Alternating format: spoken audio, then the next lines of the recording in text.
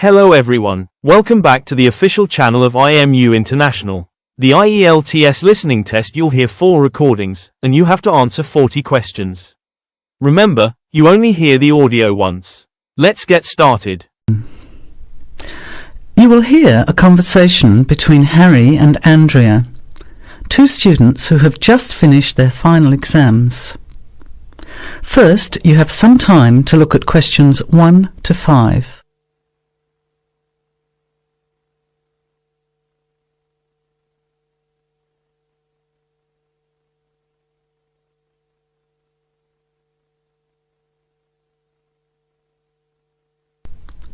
Now, let's begin.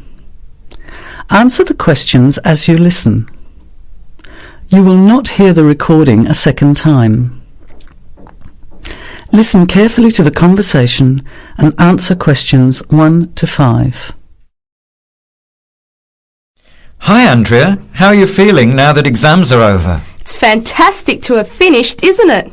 And to sleep in every morning. What about you? Well, I've been catching up on sleep too, but I've got a lot to do before I leave for England. Perhaps you could give me some advice.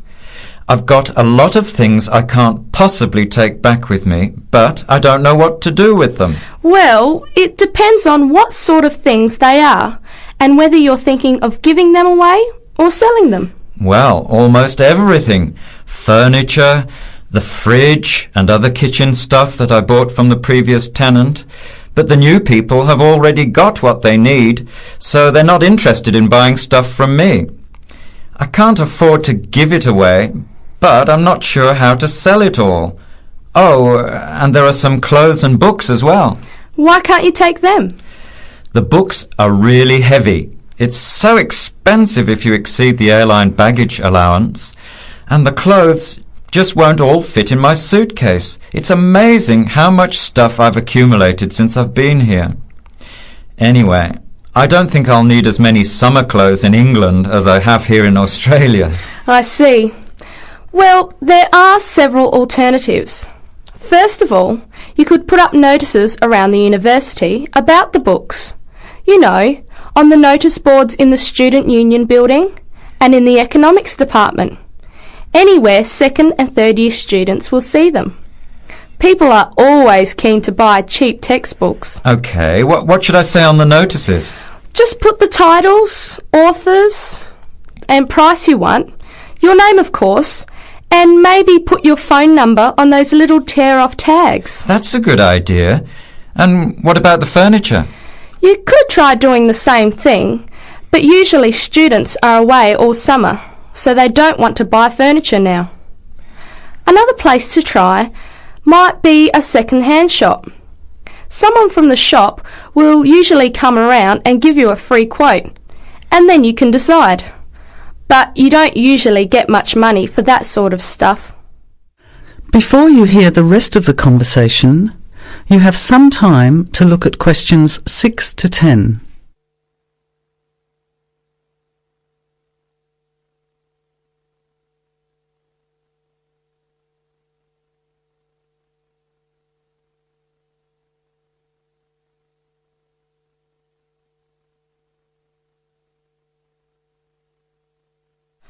Another alternative is to put an advertisement in the Trading Post. Do you know that paper? It comes out every week advertising things people want to sell. You have to pay to put the advert in and then hope people phone. Give them as much information as possible, and if they're interested, invite them to come and have a look. The hard part is agreeing on a price. No, I haven't seen the Trading Post. But I should have a look at it, and I could advertise the fridge, the microwave and the furniture. But the kitchen stuff isn't really that good. You know, old cutlery, a few pots and pans and some plates and things. What shall I do with them? Well, another option is to donate the kitchen things to a charity shop. You know, like the Salvation Army or St. Vincent de Paul. Why don't you get a second-hand shop to give you a quote first? Yes, I could do that. Find out how much they'll give me and then decide whether to sell them or give them away. But I've still got the clothes. A charity shop will take them too, as long as they're in good condition. And even though you don't get any money, at least you know that someone who really deserves some help has benefited. That's a good point. I'll advertise the expensive stuff, the furniture, and donate the clothes and kitchen stuff. Let's go and buy a trading post and you can help me write the advert. Well, actually, I'm interested in buying the fridge and the microwave, depending on the price, of course. OK, let's see how good you are at bargaining. That is the end of section 1. You have half a minute to check your answers.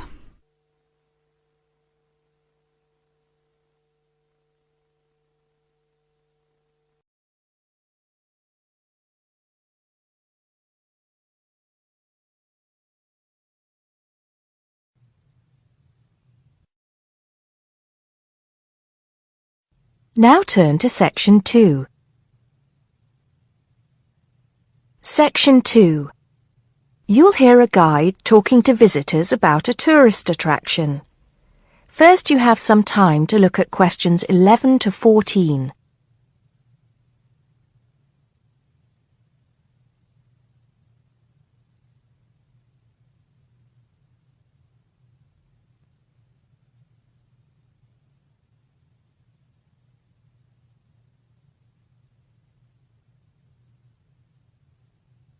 Now listen carefully and answer questions 11 to 14. Good morning, everybody. Welcome to the Roman Baths. My name's Amanda, and I'm your guide for today. Before we begin the tour, I'd like to point out that we have child carriers, free of charge, of course, for those of you with young children, and I can see that there are 1 or 2 of you here this morning. It might make things a bit easier for you than using a pushchair. If you don't want to carry your coats and bags around with you, there is a cloakroom behind reception where they'll be quite safe. Also, should anyone want to use the bathroom, there's one here in the reception hall, opposite the ticket office, and another one by the shop where we end our tour, right by the exit. Having mentioned the shop, I should tell you that it's full of interesting things for you to remember your visit by. Posters, postcards, replicas of the Gorgon's head, the Haruspex stone, and the statues that you'll be seeing on your tour. There are also games, books and videos for children and other souvenirs. Our first stop will be the terrace, where you will get your first view of the baths. Now, the statues that line the terrace here are of Roman emperors, governors of Britain, and various military leaders. These aren't from Roman times either. In fact, they were sculpted in 1894, especially for the grand opening of the baths in 1897. But what you can see from here is only a fraction of the whole Roman bath site, which stretches below ground level under the surrounding streets and squares of the town. While we're here on the terrace, getting our first look at the baths, let me fill you in on a bit of the history. This site, with its hot springs, has long been seen as a sacred place, and the first people to build here were the Celts, and the shrine they built was dedicated to the goddess Sulis. Of course, back in those days they had no way of explaining how hot water came to be bubbling out of the ground, so they believed it to be the work of the gods. When the Romans came, they too built a temple here and dedicated it to their goddess, Minerva. Before you hear the rest of the talk, you have some time to look at questions 15 to 20.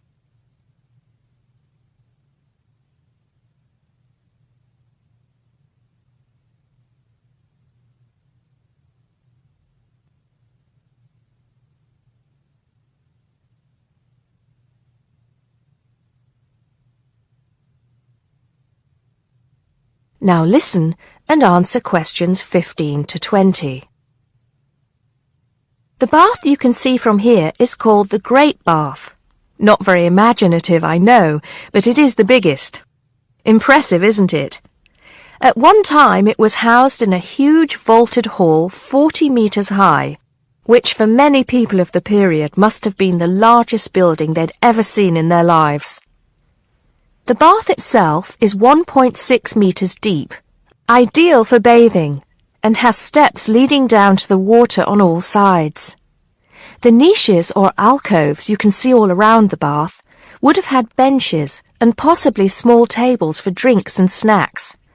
Not a bad way to spend your free time, relax, and tell yourself it's all good for your health. Let's move on to our next stop, the Sacred Spring. This is the heart of the site, where the hot water bubbles up from the ground at a temperature of 46 degrees centigrade. The water comes up from a depth of between roughly 2,500 and 4,500 metres, where geothermal energy raises the water temperature to between 64 degrees and 96 degrees. Over 1 million litres of this hot water rise up here every day, and as well as being hot, the water is rich in minerals, and it was thought it would cure various ailments and illnesses. In fact, people came here from all over the Roman Empire to try out its healing powers. Before we take a look at the changing rooms and saunas, which are known as the East Baths, and the plunge pools and heated rooms of the west part of the bathhouse, we'll pass through the site of the temple and the temple courtyard. Here we are. This temple is one of only 2 known classical Roman temples in Britain. The other is the Temple of Claudius at Colchester. This temple is said to date from the late 1st century AD, being built between 60 and 70 AD. But the original temple has been knocked about and added to over the centuries, and what you can see here are just bits of the original temple. Okay, shall we move on? That is the end of section 2. You now have half a minute to check your answers.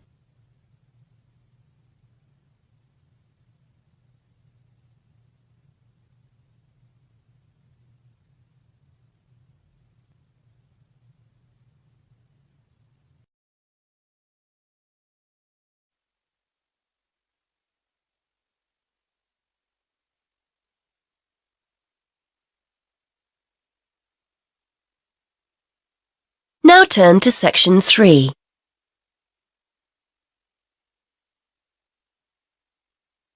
Section 3. You will hear a conversation between a university tutor and a student about a jobs fair. First, you have some time to look at questions 21 to 23.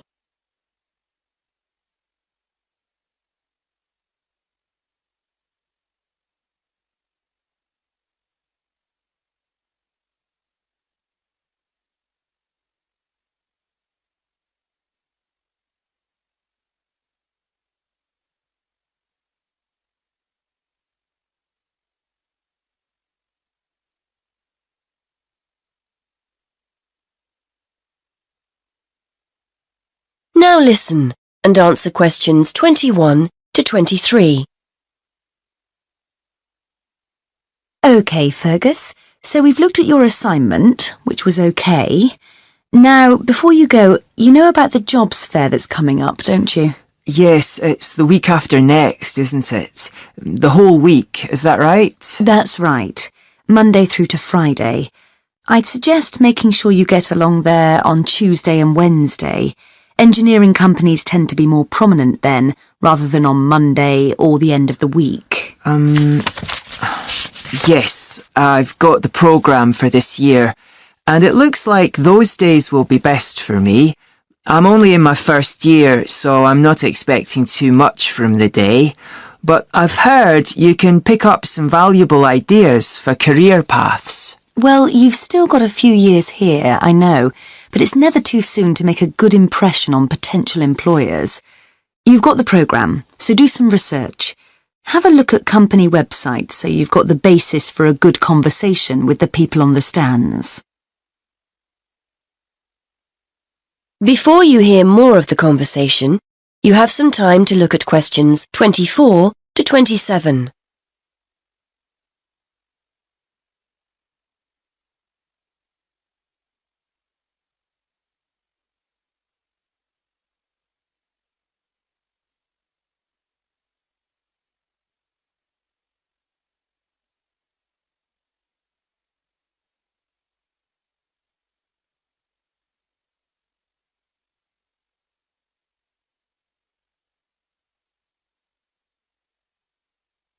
Now listen and answer questions 24 to 27.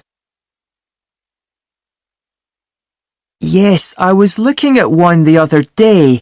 The boss was being interviewed about their staff development programme, and there are one or two other firms I'm also interested in. That's good. You've made a start already. Remember to think about what you're going to ask people before you turn up. Not how much you're likely to earn, of course. You only discuss salaries at job interviews. No, questions about the skills you need for the job, the kind of personal qualities employers are looking for, that kind of thing. Yes, I see what you mean. It's best to go prepared and make the most of the opportunities. And I'm sure you don't need telling that it's a good idea to dress correctly for the event. You need to give off a professional air. Well, I won't be buying anything special for the occasion, that's for sure. I've got a suit and tie at my parents', but I don't have time to collect it. I'll make an effort, though. A nice pair of trousers and a jacket. Nothing too formal. I'm sure you'll look the part. By the way, you'll often find companies have more than one representative. Maybe someone from marketing handing out free gifts, someone who'll explain the interview process, an ex-student who now works for them, that kind of thing. Try and direct your questions towards the best person. Yes, that's a good idea. I'd certainly be keen to talk to any ex-students that are around. Before you hear the rest of the conversation, you have some time to look at questions 28 to 30.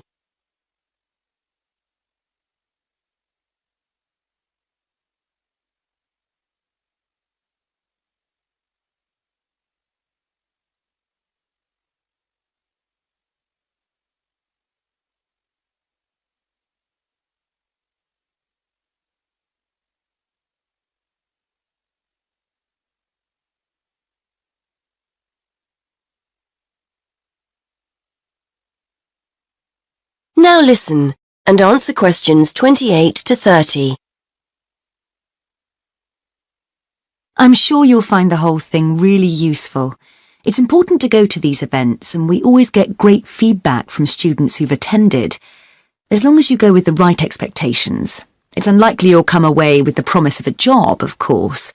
It's more about discovering what companies are looking for in potential employees. Yes. Plus, they're a great opportunity to practice things like networking, meeting new people, talking about yourself and what you do. Do you know what I mean? Definitely, yes. There will be several high-profile companies in the engineering sector, and you'll have the chance to get to know some useful people. If they give you their card or contact information, make sure you keep it safe. It's a sign they like you and want to keep in touch. That is the end of section 3. You now have half a minute to check your answers.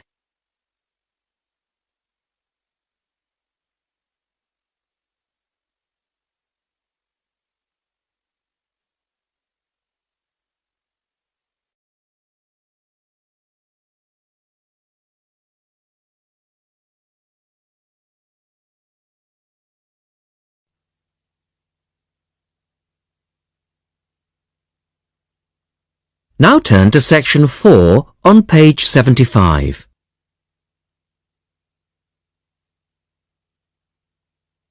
Test 3, section 4. You will hear Rebecca Bramwell, an artist and illustrator, giving advice on how to get your first job or commission as an artist. First, you have some time to look at questions 31 to 35.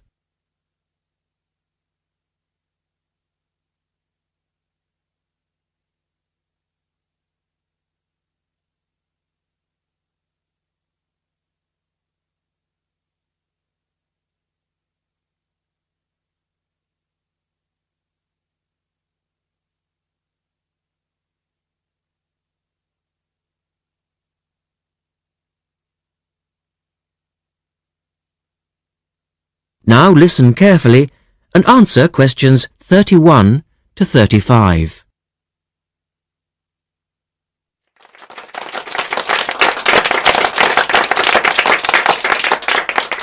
I'd like to introduce Rebecca Bramwell, an artist and illustrator who's come along today to talk to you all about getting your first job or commission as an artist. Over to you, Rebecca. Thank you for inviting me. I remember when I graduated back in 1983, I was very excited about getting my first commission. My degree was in fine art, and I'd worked long and hard to get it. I was an enthusiastic student, and I never found it difficult to find the incentive to paint. I think as a student you're pushed along by fellow students and tutors, and the driving force is there. However, when you leave college, you find yourself saying things like, I'll have one more cup of coffee and then I'll sit down to work. I hate to admit it, but I say it myself. Suddenly, it isn't finding the inspiration or getting the right paper that's a problem. It's you. In my view, there are a number of reasons why this happens. It's a real challenge making a decent living as a new artist. You have to find a market for your work. Often you work freelance and need to take samples or portfolios of your work from place to place. These experiences are common to a lot of professional people. But artists also have to bare their souls to the world, in a way. More than anything, they want praise. If people don't like what they create, then it can be a very emotional and upsetting experience hearing them say this. I began to realise that these problems were preventing me from having a career in art, and so I decided to experiment. I was a painter, but I started to dabble in illustration, drawing pictures for books, cards, and this offered me the opportunity to become more emotionally detached from my work. I was no longer producing images from the heart, but developing images for a specified subject, taking a more practical approach. I began to develop a collection of my illustrations, which I put into a portfolio and started to carry around with me to show prospective clients and employers. But it was still tricky because publishers, for example, want to know that your drawings will reproduce well in a book. But without having had any work published, it's hard to prove this. Having a wonderful portfolio or a collection of original artwork is, of course, a first step. But what most potential clients would like to see is printed artwork, and without this evidence, they tend to hold back still when it comes to offering a contract. Look at questions 36 to 40.